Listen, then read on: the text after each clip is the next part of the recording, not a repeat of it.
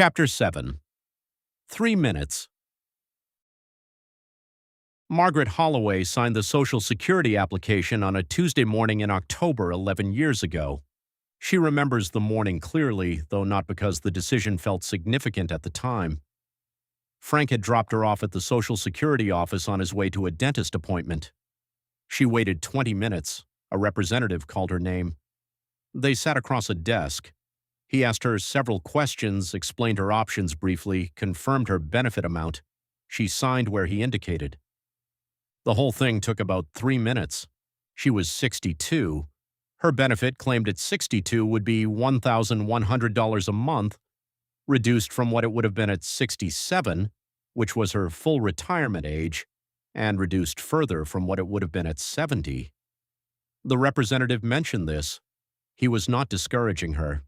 He was informing her, which is a different thing and which she understood at the time as a formality rather than a warning. She had reasons for claiming early. Frank was still working and earning well. This would be her money, something independent, something of her own, a recognition of her 30 years in the workforce before she stepped back to manage the household and raise their children. She was not claiming out of financial desperation. She was claiming out of a kind of quiet assertion. She had earned this. She wanted to start receiving it. Frank died at 68. The financial consequence of that sequence, claim at 62, husband dies at 68, did not arrive all at once. It arrived in the way that structural consequences usually arrive, gradually, then undeniably. While Frank was alive, Margaret's $1,100 supplemented his income and later his own Social Security benefit. The combined household income was comfortable. Her smaller check was a contribution, not a foundation. When Frank died, his income stopped. His Social Security, which had been larger than hers, the product of a longer and higher earning career, disappeared. What remained was her benefit, the one she had locked in at 62 at the reduced rate for reasons that made complete sense in the life she had then. She now lives on $1,100 a month in Social Security, her small pension from her years as a school administrator, and the IRA that Frank left her. The IRA will last. She is not an immediate crisis, but it requires management, and management requires decisions, and decisions made in her late 70s will be harder than decisions made now, and the margin between adequate and insufficient has narrowed in ways she did not model when she signed that form on a Tuesday morning in October. A woman she knows from church, similar age, similar circumstances, widowed 2 years ago, receives $2,800 a month in Social Security. Her late husband's benefit, which she receives as a survivor because her own was smaller. She had waited to claim. Her husband had waited. The decisions were made years ago with the kind of deliberate patience that she now describes not as financial wisdom but as luck. Luck that she had someone in her life who understood the stakes and helped her wait. The difference between $1,100 and $2,800 sustained over 20 years of widowhood is not a rounding error. It is a different life. Social Security enters most people's lives as a benefit they have earned, a check they have been promised, a resource they are finally allowed to access. The framing is one of receipt, not architecture. You apply, you receive. The complexity underneath that transaction, the survivor implications, the tax consequences, the interaction with other income sources, the actuarial mathematics of different claiming strategies, is present in the system's documentation but absent from most people's understanding of what they are actually deciding. The representative who processed Margaret's application was following procedure.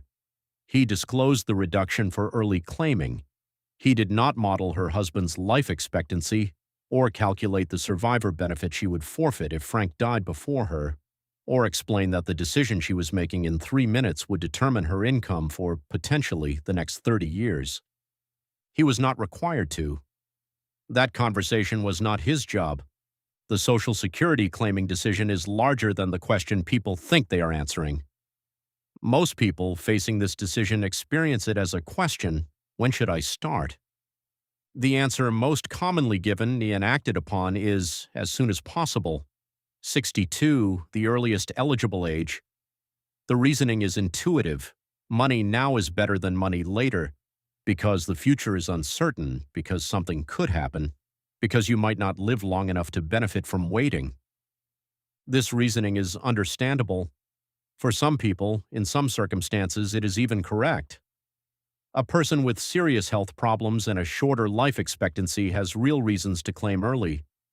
A person with no other income source and immediate financial need has real reasons to claim early.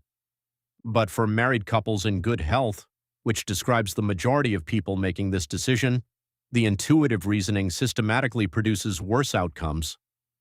Because the risk being hedged against, I might die before I collect enough, is not for a couple the primary risk. The primary risk is the opposite. One of us will live a very long time, and the person most likely to live a very long time is the surviving spouse. And the surviving spouse's income after the first death will be determined largely by the Social Security decisions made years or decades earlier when both people were still alive. Margaret did not know this when she signed the form. Frank did not know it either. Their advisor at the time had not raised it. The Social Security representative had disclosed what he was required to disclose. The gap between what was said and what she needed to understand was not anyone's failure, it was the gap. There is a particular cruelty in the timing of this revelation, that the full cost of the decision becomes visible precisely when the ability to change it has expired. Margaret cannot undo the 2013 claiming date. The form is filed, the benefit is set. The 11 years of reduced checks have been deposited and spent. What remains is a fixed income at a fixed level for the remainder of her life, and the knowledge, arrived at too late to be useful, of what a different decision would have produced. She does not dwell on this. She is a practical woman, and dwelling is not productive, and the life she has is not a bad life. But she is also honest with herself and occasionally with others, in a way that Frank's death has made her more willing to be. She said, at a gathering of women she has known for 30 years, "I wish someone had sat down with us and explained what we were actually deciding, not the paperwork, the decision."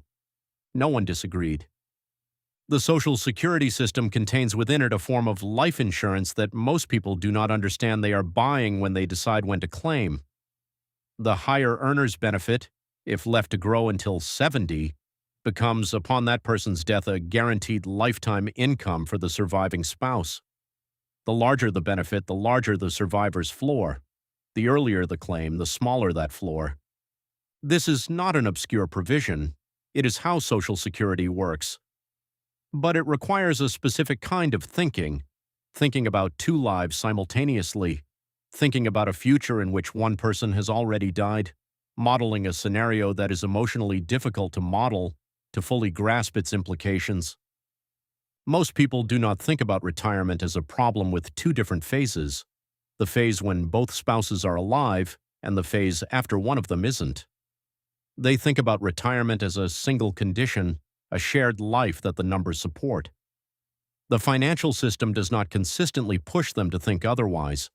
The second phase, the one that begins with a death, with a changed tax filing status, with a reduced income that must now cover the same or greater expenses, is where many of the worst retirement outcomes are concentrated. It arrives after the decisions have been made. It arrives after the forms have been signed. It arrives sometimes decades after a Tuesday morning appointment that took 3 minutes and seemed at the time entirely routine.